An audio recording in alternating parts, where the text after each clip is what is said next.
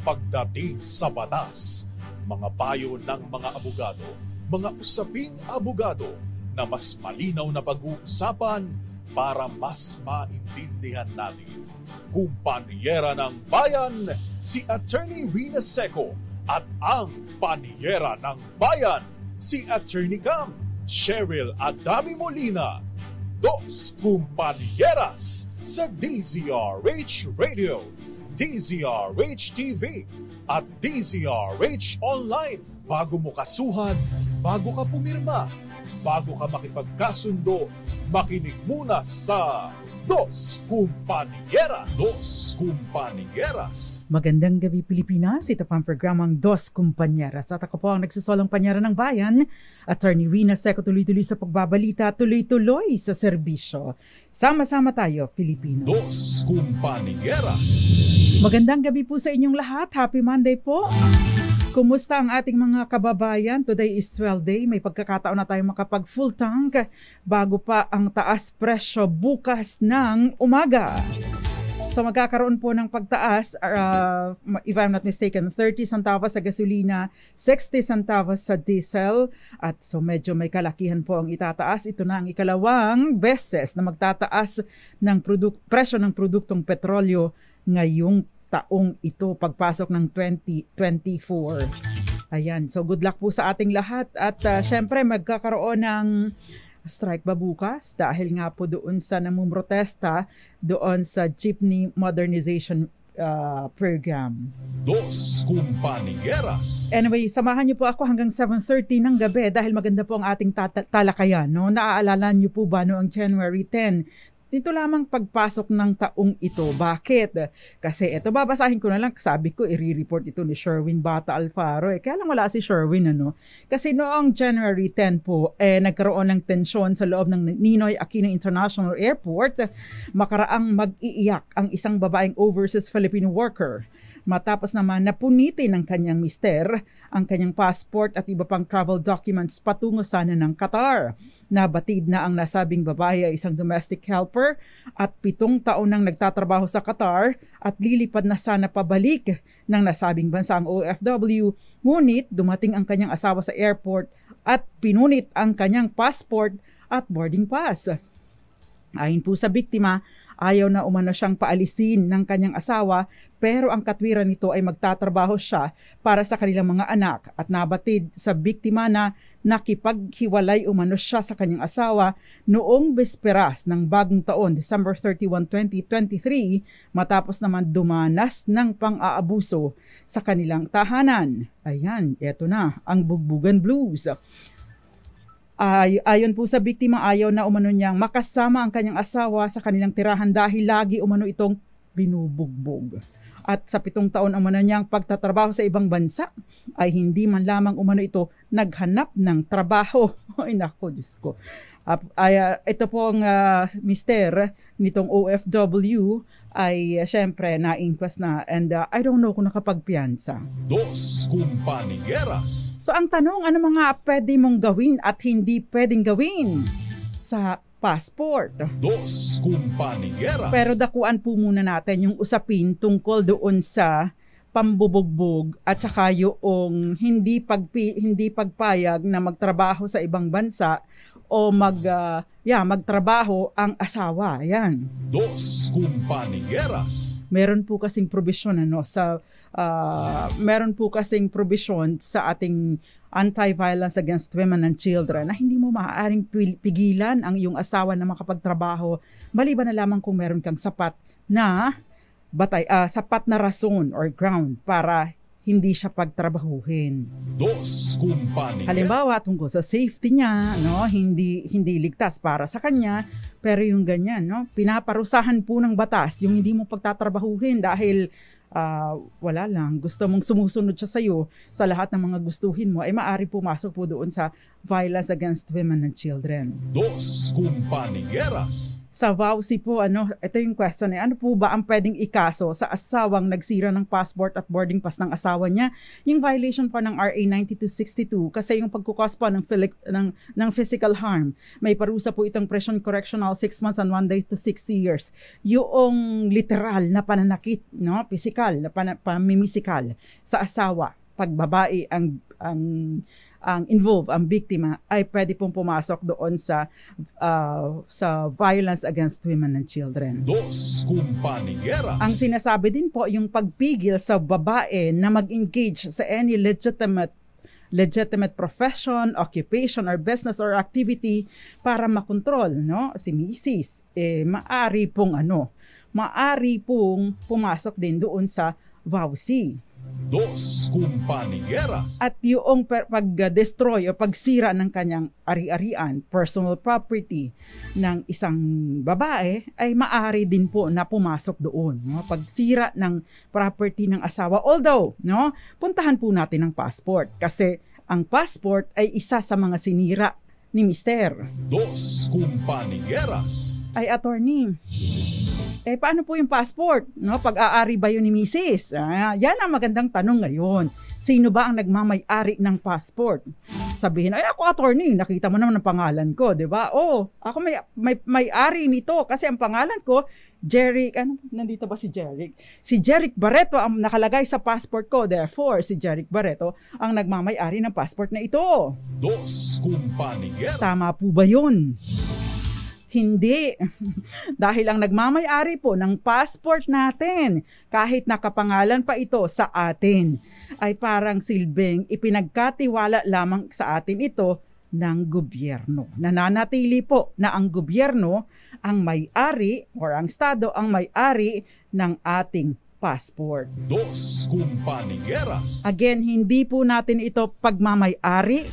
Therefore, hindi rin natin ito pwedeng isangla, gawing collateral o ibenta o ipimigay kahit na kanino. Dos Compañeras. It goes without saying na yung mga kababayan natin sa ibang bansa, na nagpapautang, nagpapa 5-6, ano pa nga ba yun?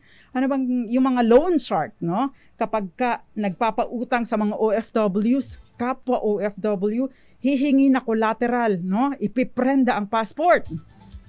Bawal po yun, illegal po yan at maari po yung maging basehan para sa cancellation ng passport. Dos Compañeras. At syempre yan po ang tatalakay natin tonight at pwede pa rin po kayo magpadala ng inyong mga questions related to our topic. Wag na lang tungkol doon sa bugbugan blues. Para medyo light tayo ngayon. Pwede po kayo magpadala ng inyong mga questions sa 0919-282-6485 at pwede din po kayo magpadala ng inyong mga questions bilang comment sa DZRH TV live stream. Tama ba ako? DZRH TV live stream sa YouTube at syempre sa ating DZRH Dos Compañeras Facebook live bilang comment at sa ating DZRH News at DZRH News Television, mga Facebook pages po ito, naka-live po tayo dyan. Dos Compañeras. At syempre, meron po tayong bonus question tonight kung saan may isa pong mananalo ng 500 pesos. Yung tama po ang isasagot doon sa ating bonus question na ilang taon ang validity ng passport kapag menor de edad. Dos Compañeras. Ipadala lamang po yan bilang comment sa aking page, Attorney Rina second na page, dahil hindi ko pa nabubuksan yung Facebook, yung messenger ng Dos Compañeras. But anyway, I hope you are also following DZRH Dos Compañeras Facebook page. Dos Compañeras. Okay, magandang gabi muna. Magpupugay muna tayo sa ating mga tagapakinig dahil syempre nag-weekend. Namiss niyo ba ako? Napis ko po kayo. Magandang gabi muna. Kanat Arevalo nangunguna. Odette Oxales. Ito yung mga kababata ko Abigail Enriquez, Ma'am Grace Recta, Violeta Montecalvo Zambrano, Mike Abbas. Magandang gabi po sa inyo. Gayun din si Odette nanonood sa atin at nauna nang nag-comment at maraming iba pa nanonood sa atin tonight. Nanonood din sa atin si Maria Teresa Lazaro, nanonood sa Hong Kong, si Ginoong Roel Resio, Don Daniel Morales, magandang gabi din po sa inyo. Okay, may kinalaman po sa sa health permit, no? Rolly Duque, magandang gabi po sa inyo. Pero gusto ko pong sagutin yung question. May comment kasi dito si Ginoong Gary. Sabi niya, bakit daw inalis ang political dynasty? Dahil daw inalis daw kasi Aquino mismo ang member ng political dynasty. Let me correct you on that, no? It has nothing to do with any political affiliation, but it's because doon po sa naging deliberation o pagsasagawa nung kina-craft pa lang or ginagawa pa lang itong saligang batas, 1987 Constitution. And I think you should listen to yung mga framers of the 1987 Constitution. Ang tungkol po sa ang provision po patungkol sa political dynasty ay wala sa anumang saligang batas ng nagdaan, no? Na lumabas lamang po ang provision patungkol sa political dynasty ng 1987 Constitution. Dos Compañeras. In fact, no, malinaw po ang provision sa proposal, malinaw ang provision na sinasabi ipoprohibit ang political dynasty hanggang 4th civil degree of consanguinity. Unfortunately, yun pong mga mambabatas, masabi niya, nagbago na ang Pilipinas, ayaw na natin ng political dynasty. And therefore, it will be too limiting. Kung halimbawa, paano pag talagang tumino na ang Pilipinas at ayaw na talaga ng political dynasty? So, ibig sabihin, hindi mo siya, kumbaga, kailanganin pa ng bagong batas para ito ma-execute.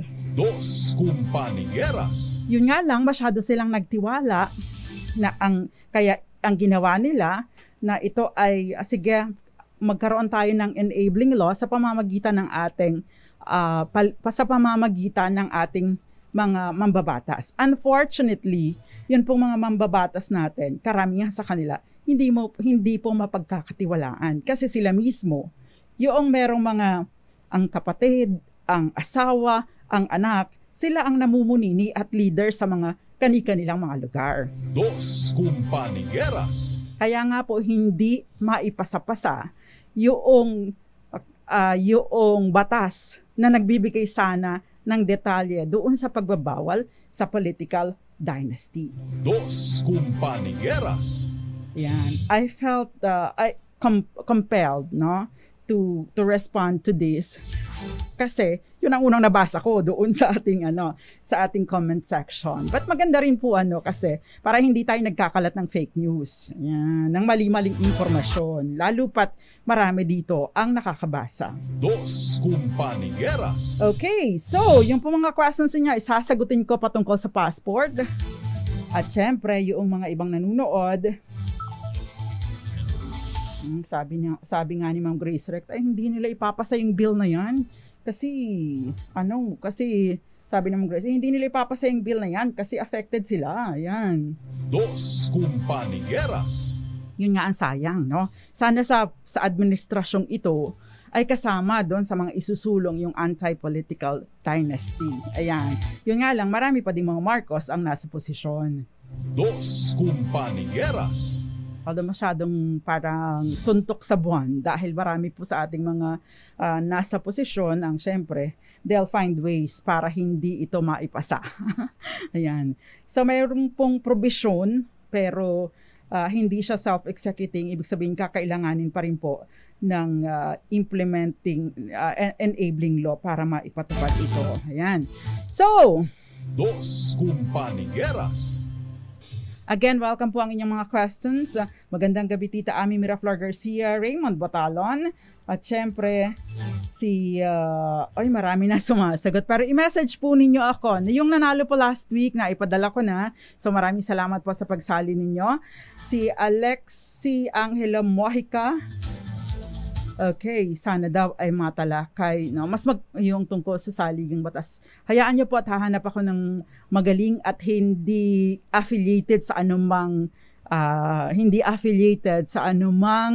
political group, no? Na magtatalakay para at least meron namang credibility, no? Hindi dahil sa ito ay kapartido ni ganito o ito ay kapartido. Yung hahanap tayo ng walang kapartido na resource person, yung mas magaling, no? Para ma-discuss natin ng tama. Dos Compañeras. Anyway, magbabalik pa ang programang Dos Compañeras. Ilan po muna mga paalala.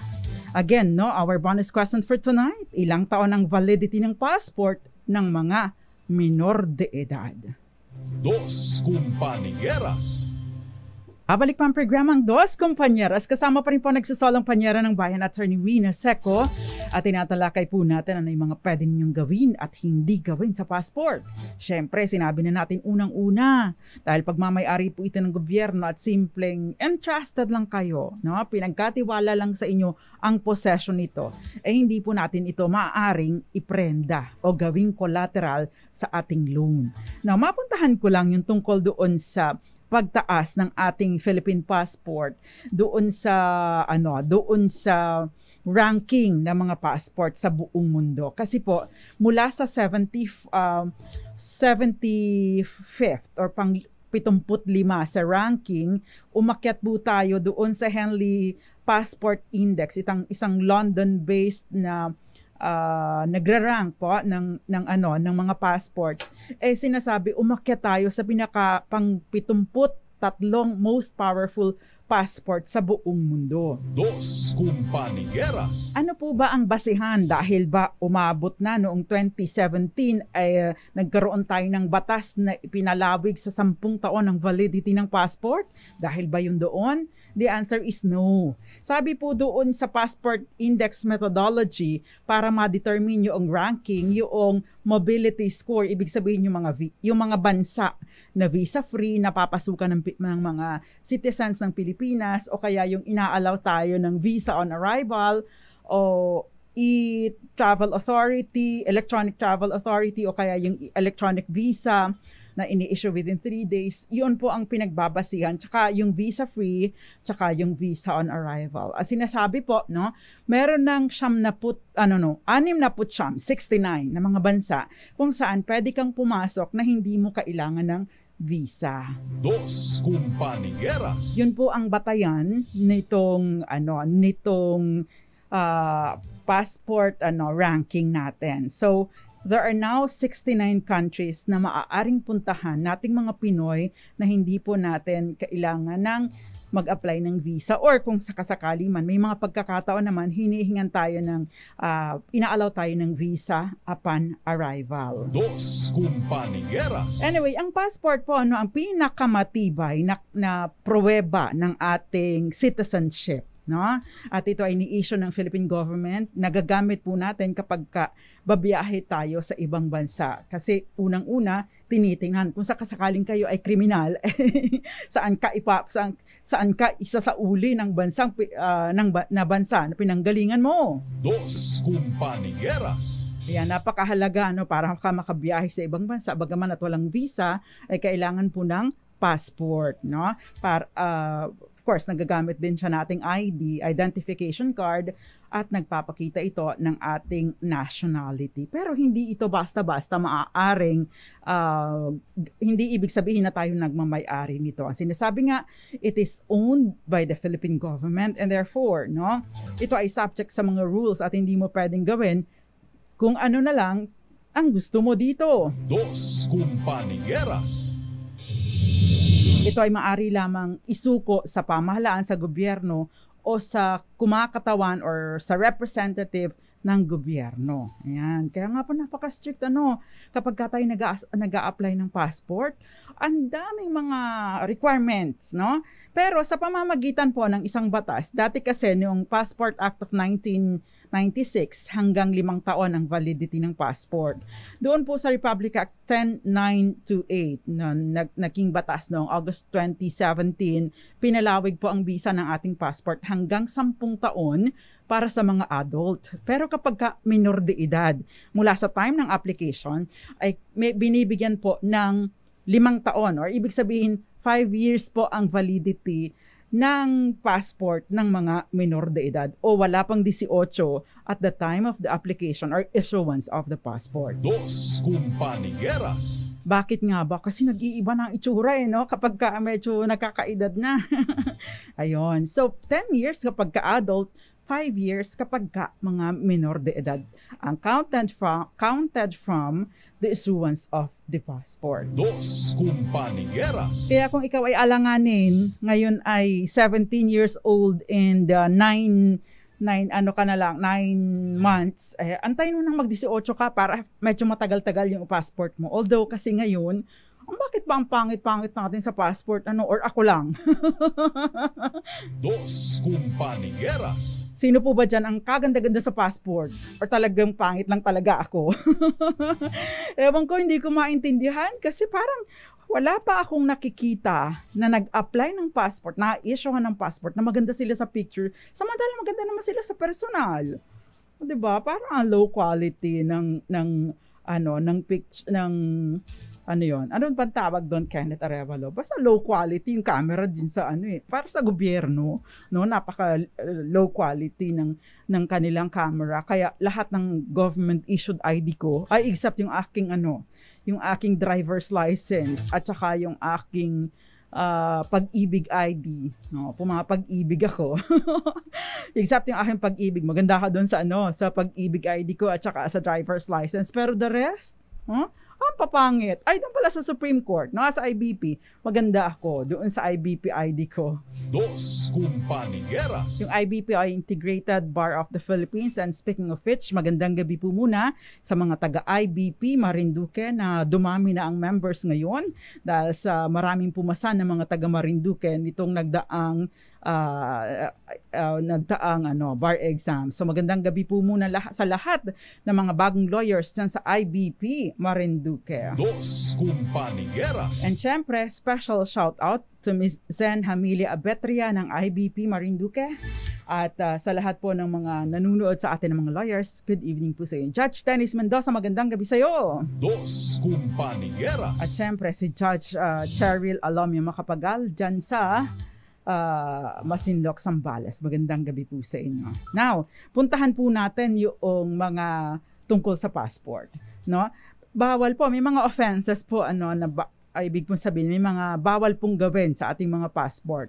Syempre, maliban pa sa pagsisinungaling kapag tayo nag-a-apply ng passport, at saka yung pagpapagamit sa iba, no, ng ating passport or pagpapagamit ng ating pangalan at personal details sa ating passport, yun po mga illegal. Meron pa pong ibang mga krimen. Dos Compañeras. Nung araw, naranasan mo ba yan, Daddy Roel Resio? Diba? Usong-uso nung araw. Miss Gael Enriquez and Miss Maria Teresa Lazaro, diba nung araw, usong-using papagamit kasi minor de edad, papagamit yung pangalan at personal details ng ibang tao para dun sa mag-OFW daw, magdo-domestic helper, no, sa ibang bansa. Nung araw uso yan, no? Pero ngayon mas mahirap ng mameke, no? Mag-perjure ng ating mga documents. Dos Compañeras. O mag-forge ng ating documents, Ayun. So, yung halimbawa po, gagamitin mo sa ibang bagay na illegal, yung mga passport natin, bawal po yun syempre. Hindi mo rin ito maaaring isurrender sa ibang tao. Kaya nga po, again, yung mga nagpapautang at kinukuhang collateral, no? Or prenda, yung passport, para magbayad, sigurado ako makabayad ka, kukunin ko yung passport mo, no? I-surrender mo sa akin. Dahil kung hindi ka magbabayad, hindi ka makakauwi ng Pilipinas, no? Dos Compañeras. Bawal po ito at meron po itong mga kaukulang parusa.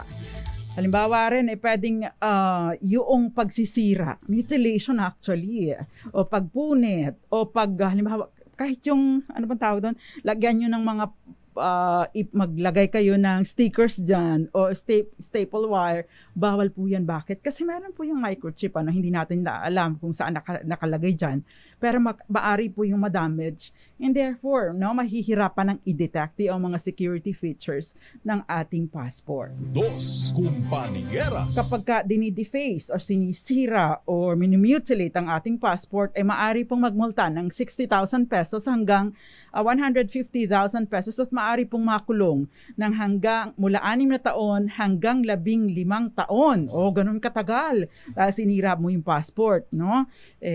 Ibig pong sabihin ito yung intentional na pagsira ng passport. Kapag wala ka namang intensyon, wala namang problema. Kailangan mo lang mag-apply ulit.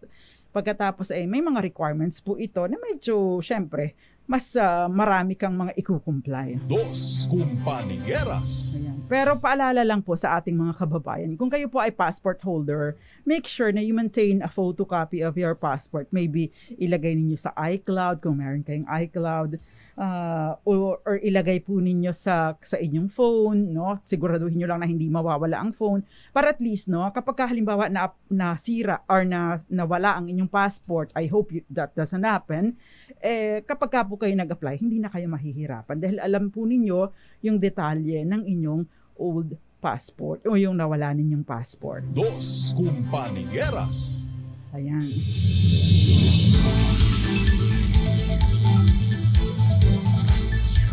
Again, maaari lamang po ninyong isuko ang inyong passport sa gobyerno. Kaya nga po, di ba, pagka doon sa ibang bansa, nagni-negotiate ang ating Department of Migrant Workers Affairs, DMW. Tama ba? Ako yung ba yung title ng agency, no?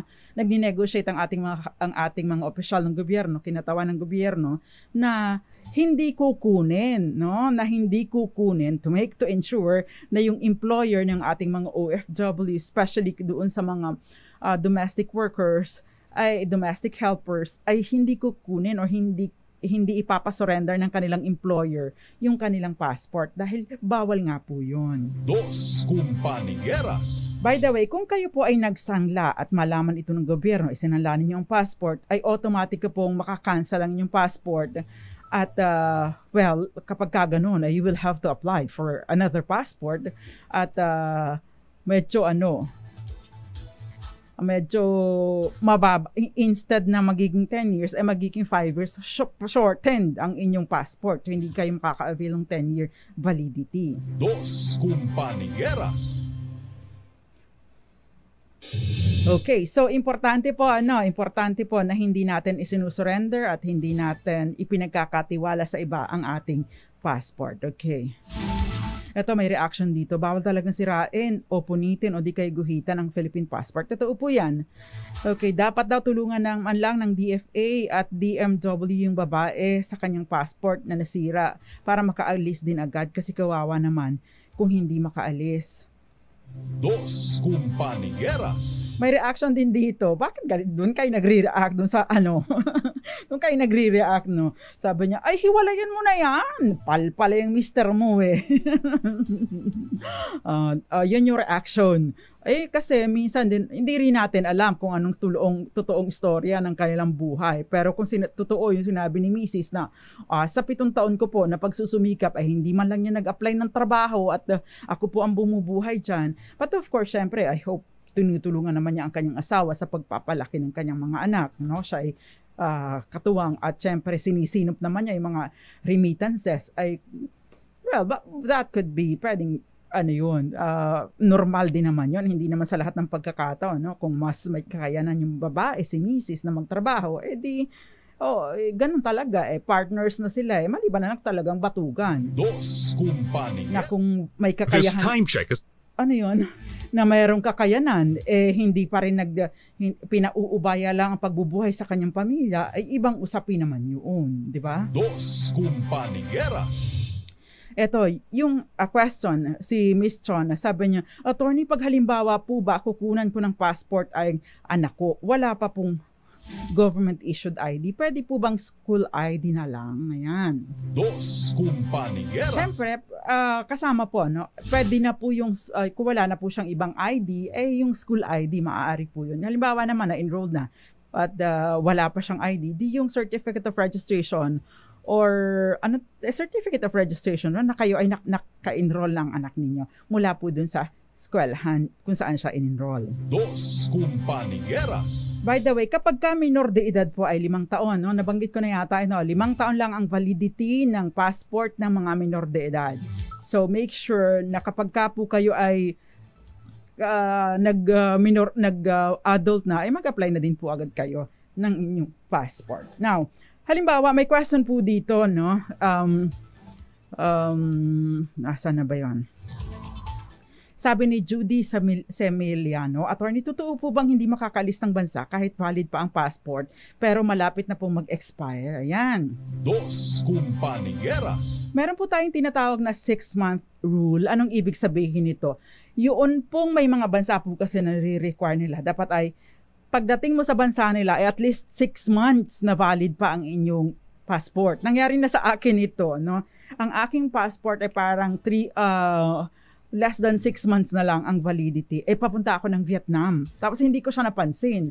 Pagdating ko ng airport, sabi sa akin ng airline, "Ma'am, hindi ka makakaalis kasi baka i-reject ka din po doon ng immigration dahil nga po hindi na po although valid pa po ang inyong passport ay dapat po ay valid pa for 6 months. Kaya lang kasi short of 6 months na ang inyong passport." Dos Compañeras. Napagbigyan naman po ako ng Vietnamese government, although kailangan ko po ng visa, nag-apply po ako ng visa upon arrival. So yun lang, binigyan nila ako ng I think 15 days para makapag-stay doon.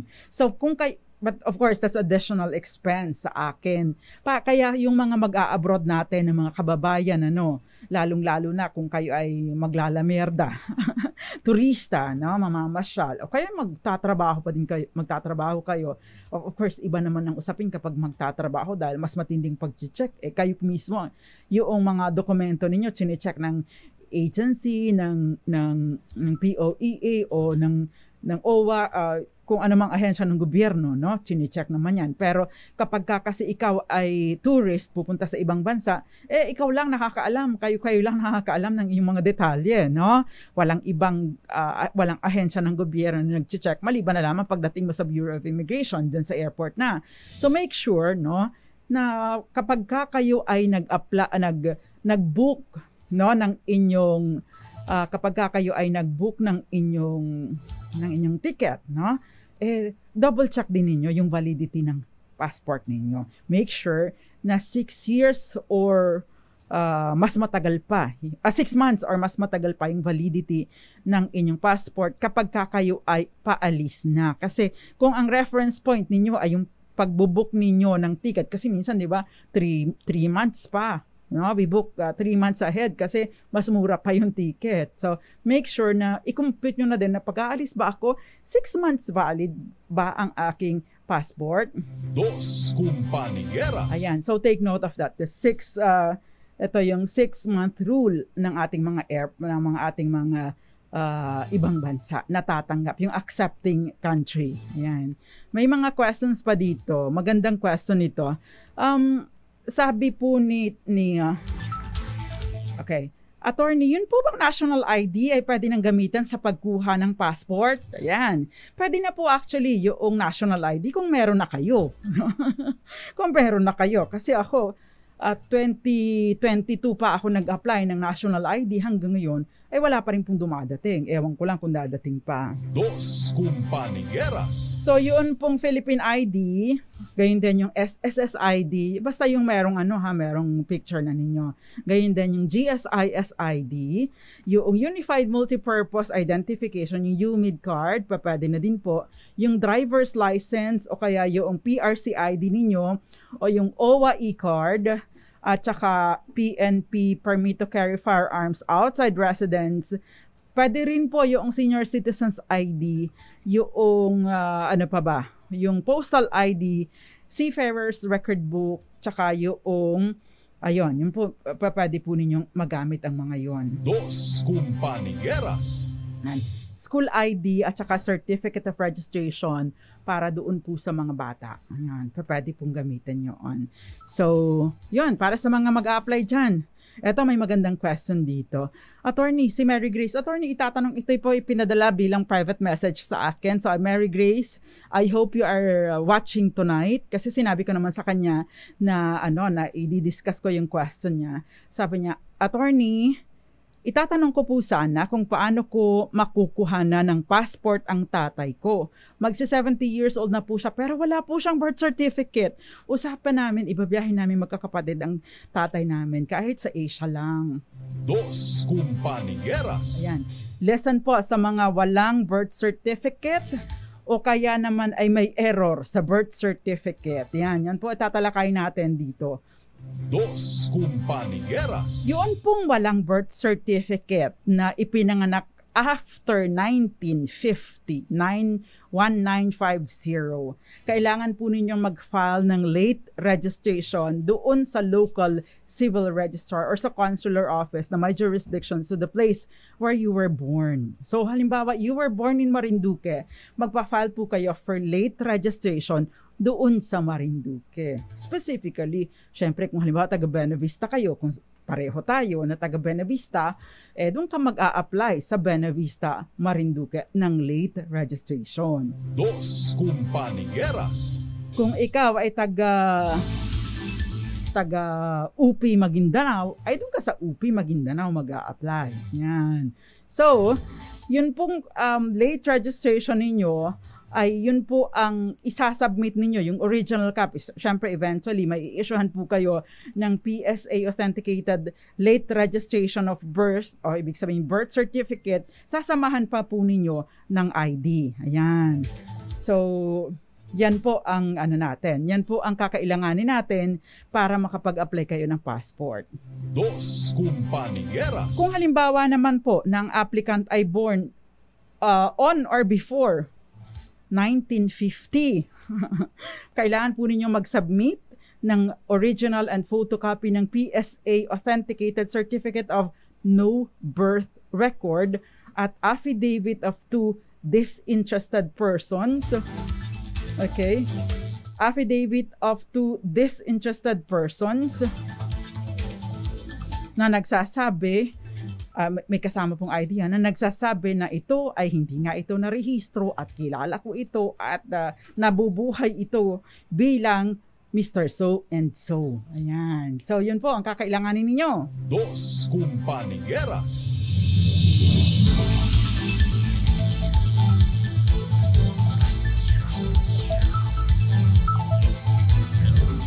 Oh. Akala ko naman may kinukol ang attention ko. Pwede po ba yung field ID na in-issue is print out lang po sa isang bond paper? Pwede po ba? Papel po ba ang pinadala sa bahay, hindi naka-print? Meron tinatawag na ito yung question pala sa taga TV itong question na ito. Meron po tinatawag na Philippine ID. Ibig sabihin parang electronic copy. I think that will do. Kasi anong tawag doon? Mabe-verify din naman nila bilang syempre yung system ng gobyerno natin kumbaga interconnected ng ating mga departments. So hopefully, yes, you can use that. Dos Compañeras. Akala ko'y anong nire-raise na issue ni TV Tech Ayan. Merong question dito, yung error naman sa birth certificate, no? Yan po ang tatalakayin natin. Pero before we do that, Ferdy, magandang gabi sa'yo. Ayan, parang ikaw ba yung wedding anniversary, Ferdy? Ayan. May mga messages pa rin. Ay, ang dami na palang mga messages, no? Ayan.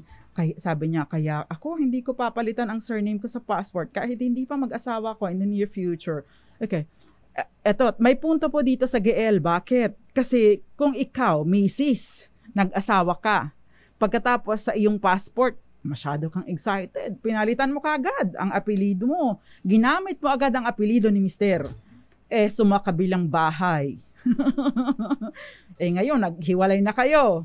Hindi mo na maibabalik ang apelido mo sa passport doon sa dati mong apelido. Bakit? Nire-require ng Philippine Passport Act na ikaw para mapalitan or mag-revert sa apelido mo nung pagkadalaga ay kailangan mo munang magpaanal ng inyong kasal o maipideklarang void from the very beginning ang inyong kasal or kayo ay divorce na ng inyong asawa at recognize na ito sa Pilipinas. Dos Compañeras. In short, kahit ikaw, nag-asawa ka ng AFAM, no? Foreigner, pumunta ka na sa ibang bansa, naghiwalay kayo, nagpa-divorce kayo, o diniborsyo ka ng asawa mong AFAM.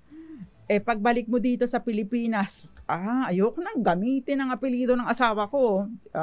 Apelido ko na lang, total naman, divorce na kami.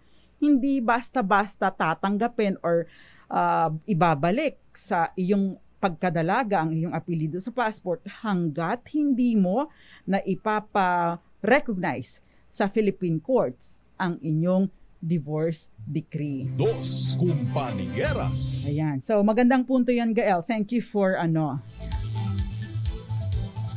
Eto si Wilson Aldea Jr. Pwede bang mag-renew ng passport kahit matagal ng expired? Yes po. Si Maricor Angeles ay 2 years na-apply kong national ID. Wala pa hanggang ngayon. Ay, ako din po. 2022 pa yata yun eh. Medyo matagal. Okay, si Gael yung 6 months. Yes. Yes, tama po ito, Miss Maricor Angeles. Kapag ka-adult, 10 years. Kapag minor, 5 years kapag ka-minor. Pero yung 6 months, yun po dapat valid ang inyong ID, yung passport kapag kayo ay mag-a-abroad. Okay, magbabalik pa ang programang Dos Compañeras. Ilan po muna mga paalala. Again, meron tayong bonus question. Mananalo po ng 500 pesos sa isang makakatama ang sagot sa ating bonus question tonight. Ang tanong, ilang taon ang validity ng passport ng isang menor de edad? Ipadala po yan bilang message sa aking page, Attorney Rina Seco. Doon po muna kayo magme-message dahil yun po ang na-access ko. Wala pa akong control sa Dos Compañeras na messenger. Dos Compañeras. Sasagot pa po tayo ng mga ibang mga questions sa ating pagbabalik. Ilan po muna mga paalala. Diyan lang po kayo. Dos Compañeras. Dos Compañeras. Nagbabalik pa ang programang Dos Compañeras. Kasama pa rin po ang nagsisolong panyera ng bayan, Attorney Rina Seco. Ang dami palang mga messages dito. Nag-refresh ako ng ating YouTube. Magandang gabi po sa iyo, Hilario Enriquez dyan sa San Rafael City. San Rafael, Tarlac City. Sa Tarlac, magandang gabi sa iyo, Chona. And pwede po kayong mag-message doon sa aking page para makasali kayo. Ganyan po ang ginawa ko, attorney, kasi wala din pong birth certificate. Ipinanganak ako 1959, kaya late registration ako. Ay, magandang gabi po sa iyo, Mami Chona. At sana po nagagamit na niyo yung passport ninyo. Kasi mula noong nagpandemya, di ba, ang tagal nating natenga sa mga bahay natin, hindi tayo makalabas. Kaya pagkatapos noong nagbukas na ang mga bansa, kasama tayo sa mga kilakwatsa sa ibang lugar. Of course, Asia lang muna. Kasi yun lang palang afford natin. Dos Compañeras. Kasi naman din, kapag sa ibang bansa, napakahaba ng biyahe, hindi rin tayo makaalis basta-basta dahil nga po sa ating trabaho. But anyway, no? Magandang gabi po sa mga nanonood sa atin. Miss Roxanne Costo, Gael Enriquez, Ma'am Grace Recta, si Glory Lynn Gapasi. Nagtatanong po ako sa inyo once, kung paano ang tamang paggawa ng ano pong hologram, baka holographic wheel. Okay, wala, hologram, hindi ko po alam paano gumawa ng hologram. Pero holographic, baka gusto pong ninyong sabihin ay holographic wheel. Kapag holographic wheel, simple lang po, isusulat lang po ninyo yung mga pagbibigay ninyo kung kanino nyo iniiwan ang inyong mga properties, be specific po. Pagkatapos meron pong petsa at may pirma na nang gumawa nito. Yan. Hindi po ito masyadong technical. Importante, yung pinagbibigyan ninyo, na buhay pa din dapat. Pagkatapos ay yung pirma ng nagbibigay, ng gumagawa ng holographic wheel, at saka may petsa. Dos Compañeras. Sinagot ko na lang dahil ang simple lang naman ng sagot sa question niya. Si Danny Boy Pata, magandang gabi po sa inyo. At si Celestine Canton, Lalaine Paloma, Ngoyong Montes, at si Eds Maglakas. Nanonood din sa atin, Raymond Batalon, at maraming iba pa. Ayan. So, yung mga sumasagot, kung kayo sumagot sa page ko. Eduardo Narvaez, magandang gabi po sa inyo. Merlinda Abulencia at Eli Abanto. Sabi niya, nakahabol pa rin. Huliman daw at magaling. Abot pa din. At syempre, marami pang iba, si Myra Guantina Daupan at sino ba yun? Ikaw ang may pinakamahal na passport. Sino ba? Ay, hindi naman. Okay, si Gael at yan, maraming iba pa. Parang pare-pareho tayo ng experience, Parang pare-pareho tayo ng experience sa national ID. Kasi ganun din ang experience ko until na wala pa eh. Wala ko na-receive. Buti ba nga itong ating si taga TV Tech, si Ferdy eh. Meron na. Ang swerte-swerte mo naman. Pero parang nakita ko yung akin, mukha akong mukha akong estapador. Dos Compañeras. Totoo, bakit nga ang gobyerno? Ganda-gandahan nyo naman ang camera, Wala nang edit. Sabi nga ni Mang Brace Recta, bawal nga ngumiti. Ganda pa naman ang smile ko kapag ako'y nakasmile. Ay pagkatapos, doon, parang nakasimangot ka lang, hindi, bawal ang heavy makeup, bawal ang yung mga, of course, okay lang yun, bawal ang heavy makeup, dahil, syempre, kailangan din ang maipakita. Ang tanong doon, paano syempre, bawal ang contact lens. Paano kapag want to sawa rito, kinang nangyari?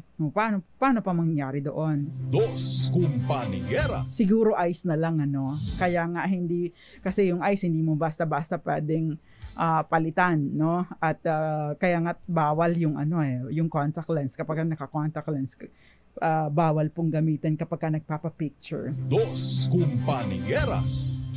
Anyway, ituloy po natin ang ating talakayan. Sabi niya, shoutout po Attorney Clara Añonueva dyan sa Caloocan City, number 1 fan ng DZRH mula noon hanggang ngayon. Abay, maraming salamat po Thank you very much sa panunood po lagi sa DZRH. Yan. Merong question dito, yung error in the birth certificate o discrepancy in data sa birth certificate and other documents. So, kapag po merong discrepancy sa birth certificate, syempre, kailangan po na ipapaayos ninyo. Kaya halimbawa, kung kayo ay may problema sa pangalan ninyo, yung birth certificate ninyo ay, halimbawa, ay Carmela, pero ang ginagamit ninyong pangalan ay Carmelita. Ayan. O baliktarin na lang natin. Paganda. Carmelita, tapos ang ginagamit ninyo ang birth certificate ninyo ay Carmela. Ngayon, lahat ng mga IDs ninyo, government-issued IDs ninyo, nakalagay doon, Carmelita. Anong gagawin mo? Ang may problema ka lang ay sa iyong birth certificate. Actually, mas madali na po, nasundin nyo na lang yung nasa sa mga documents ninyo, mga government-issued IDs and all, at palitan nyo na lang yung inyong birth certificate. Bakit? Mas madali pong magbalit ng pangalan sa birth certificate kung ganyan din naman, clerical or pag-change ng name. Bakit? Kasi mas mura po ito. Kumpara doon sa mag-aayos pa kayo, iisa-isahin pa ninyo ang mga ahensya ng gobyerno para ayusin ang inyong record. Dos Compañeras. Total naman po, yung birth certificate, pag-change ng pangalan sa birth certificate ay kaya nang gawin sa pamamagitan ng pagpa-file lang ng petition for either correction of entry or change of name sa local civil registrar. Hindi na po ninyo kailangan ng abogado dito. Meron lang petition. Actually, yung petition po, nakikita na yan online. Pwede na po kayong may forma na yan. O kaya meron na pong mga sample ang local civil registrar na maaari po ninyong magamit. Dos Compañeras. Walang name sa birth certificate. Wala daw name sa birth certificate. Paano kayo nagkaroon ng birth certificate na walang pangalan? Di ba? Di magpa-correct po kayo ng entry, ipa-enter. Actually, yung execute po kayo ng affidavit. Siguro pati yung magulang ninyo o yung mga kakilala ninyo nagsasabi na ito na yung ginagamit ninyo. And you have other IDs, na nakalagay doon. Yung mga yung pangalan na ginagamit ninyo para yun ang ipapasok, doon ilalagay na entry doon sa inyong birth certificate. Dos Compañeras. Parang pupunta lang po kayo sa Office of the Civil Registrar. Sabi ni Kenneth Arevalo, baka baby boy ang nakalagay o baby girl. Ay nako, kapag sa ospital, di ba? Jerome Lorenzo, nung ang iyong anak ay lumabas, ang nakalagay sa sa record niya ay baby girl Lorenzo o baby boy Lorenzo. Baby boy Lorenzo. Ganun. Tapos hindi na napalitan yung iba, hanggang sa dinala na sa civil registrar, pa din, baby boy. Kasaklap-saklap. Dos Compañeras. Kaya noong mga nakaraan, ang tatanda na, may apo na sa tuhod, Lolo boy pa din.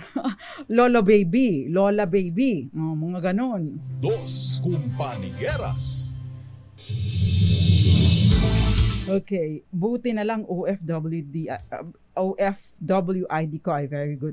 Good for you.